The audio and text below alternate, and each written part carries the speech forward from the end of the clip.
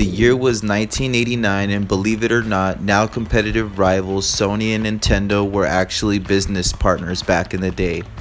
As the story goes, Nintendo wanted to develop an expansion for its Super Nintendo Entertainment System, SNES, which was also called the Super Famicom in Japan.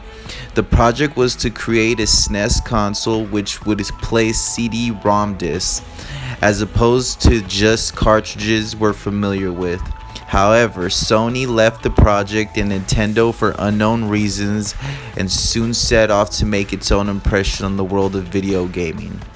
Not too long after Sony split up with Nintendo, Sony Computer Entertainment had been born, along with its first console, the Sony PlayStation, or as I'll be referring to it on here, PS1.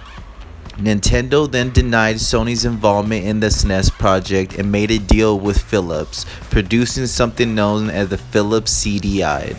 But that's the article for an entire different occasion. Throughout the ages, the PlayStation has grown not only in processing power, but in its overall popularity as well. So as we continue to look forward to the future of gaming and the overwhelming success of the PS4, let us not forget our past, beginning with what I consider 5 of the best PS1 games of all time.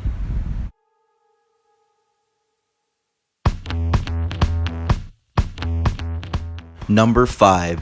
Oddworld, Abes Odyssey. Now the subject of a soon-to-come HD remake entitled Oddworld New and Tasty.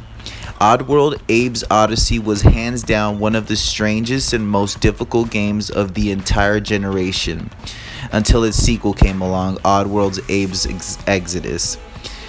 Anyway, the game follows the story of the protagonist, Abe, a mute Mudokon slave as a meat processing plant called Rapture Farms. One day while spying on his boss, Moloch the Gluckin, Abe discovers the factory's productivity has been going down due to its meat scarcity. Moloch's solution, slicing up Abe and his slave buddies to be sold as food. How crazy. The game has since been renowned for its challenging style of play, puzzles, and overall ingenuity. Plus, it looked pretty cool to say at the least. And nothing was more satisfying than throwing one of your enemies into a meat grinder. Oddworld Abes Odyssey is a must-play for all gamers.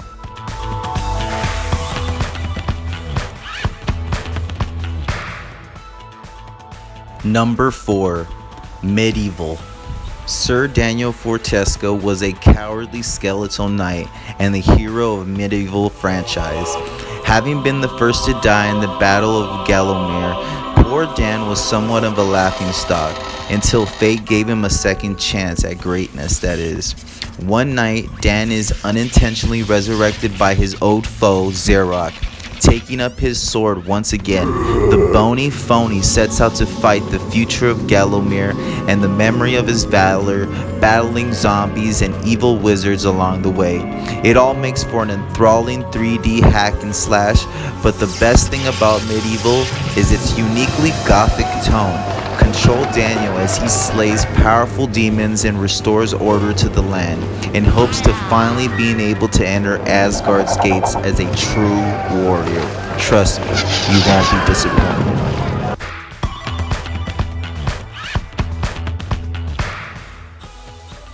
Number 3. Legacy of Kain, Soul Reaver.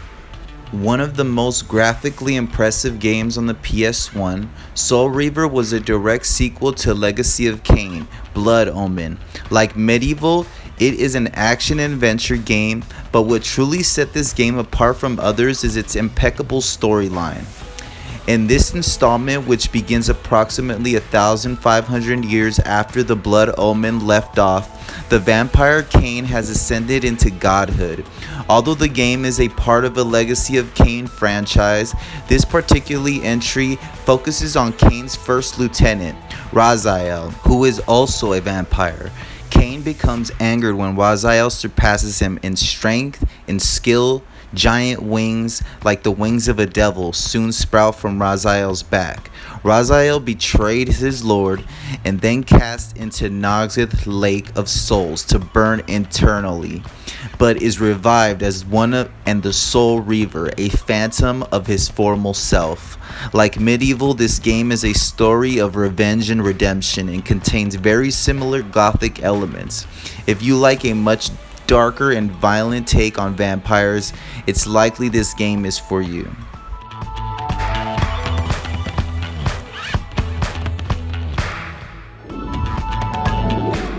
Number 2. Spyro the Dragon. Widely hailed for its graphics and replay value, Spyro the Dragon was one of the most top-selling video games not only for PS1 but of its time. Spyro may have been kid-friendly, but he was parent-friendly too. The game even boasted an original score from Police drummer Stuart Copeland. Everyone wanted their chance to play as the little purple dragon that could, and for good reason.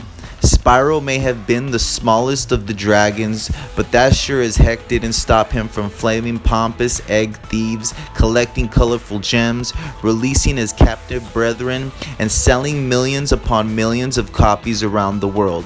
Spyro has since been featured in 13 additional games, some good, others not so great. I'm looking at you, Skylanders.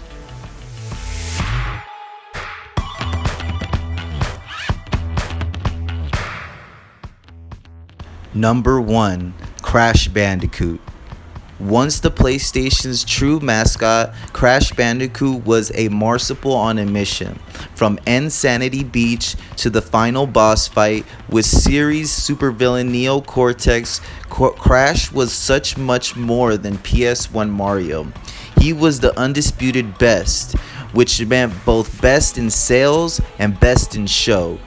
Originally named Willy the Wombat and designed by the creators of 3DO game Way of Warrior, Naughty Dog also responsible for the Uncharted franchise as well as the hit PS3 exclusive The Last of Us.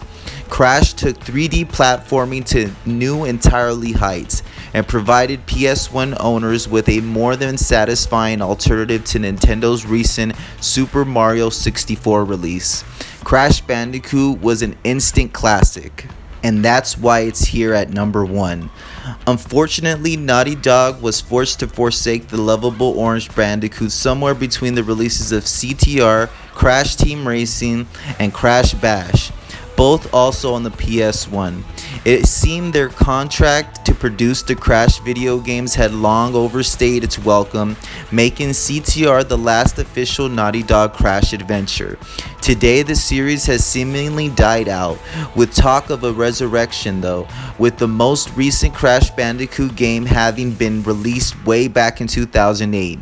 It's sad to see him go, that's for sure, but one thing is even more certain: Crash would always live in our hearts as fans, and that's good enough for me. Mascots come and mascots go, but one thing always remains the same regarding video games: the nostalgia value. I personally had a PS1 growing up, and so the games mentioned here are all the things I used to play during the earlier days. In fact, I still have my PS1 and as well as my original copy of Crash Bandicoot. Sometimes I believe the game just won't be as good as they used to be. Blind nostalgia? Do you own the original PlayStation? If so, what were your favorite games on the system? Let us know in the comments section below. And once again, thank you for tuning in to Trip on this channel. Hope you guys liked this episode.